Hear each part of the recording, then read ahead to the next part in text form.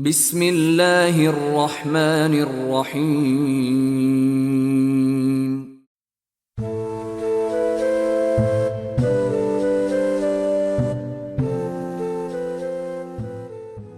حضرت ابو سعید خدری رضی اللہ تعالی عنہ سے روایت ہے کہ رسول اللہ صلی اللہ علیہ وآلہ وسلم نے دنیا کا تذکرہ کیا تو فرمایا، بلا شبہ دنیا سرسبز اور دلکش اور شیریں اور لذیذ ہے، لہذا اس کے فتنوں سے بچو اور عورتوں کے فتنے سے بچ کر رہنا۔ پھر آپ نے بنی اسرائیل کی 3 عورتوں کا ذکر کیا۔ 2 عورتیں دراز قد تھیں، اس لیے مشہور و معروف تھیں، اور ایک عورت پس قد تھی جو معروف نہ تھی، تو اس نے شہرت حاصل کرنے کے لیے لکڑی کی 2 اونچی ایڑی والی جوتیاں بنوائی اور ایک انگوٹھی بنوائی اور اسے بہترین خوشبو کستوری سے بھر دیا اور اس کا ایک غلاف بھی بنوایا۔ لہذا جب وہ مسجد میں جاتی یا کسی مجلس کے پاس سے گزرتی تو اس غلاف کو ہٹا دیتی، جس سے خوشبو کھل جاتی اور ہر طرف اس کی مہک پھیل جاتی۔ جناب مستمر فرماتے ہیں، وہ اپنی چھنگلی انگلی کے ساتھ خوشبو بکھیرتی تھی۔ انہوں نے 3 انگلیوں کو بند کر کے چھنگلی انگلی کو تھوڑا سا جھکا کر دکھایا کہ اس طرح کرتی تھی۔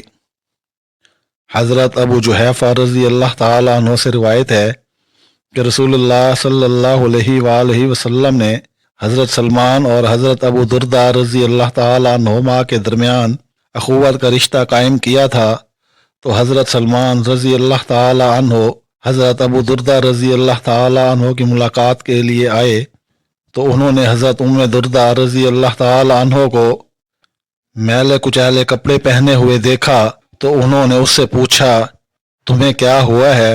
اس قدر بدحال کیوں ہو؟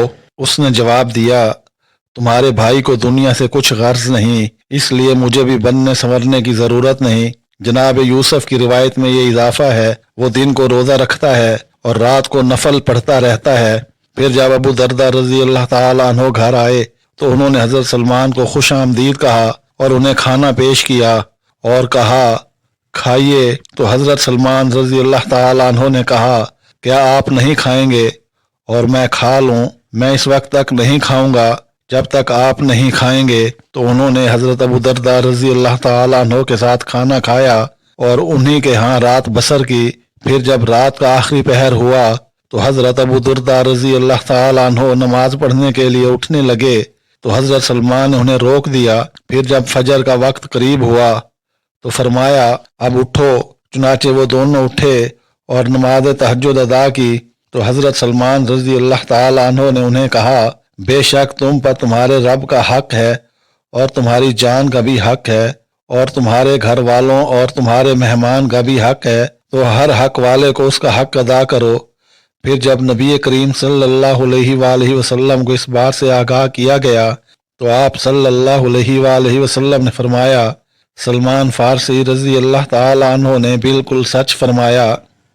امام مالک رحمہ اللہ کو یہ خبر پہنچی کہ بے شک رسول اللہ صلی اللہ علیہ وآلہ وسلم نے فرمایا، میں نے تم میں 2 چیزیں چھوڑ دی ہیں، تم جب تک انہیں تھامے رکھو گے ہرگز گمراہ نہ ہوگے، اللہ کی کتاب اور اس کے نبی صلی اللہ علیہ وآلہ وسلم کی سنت۔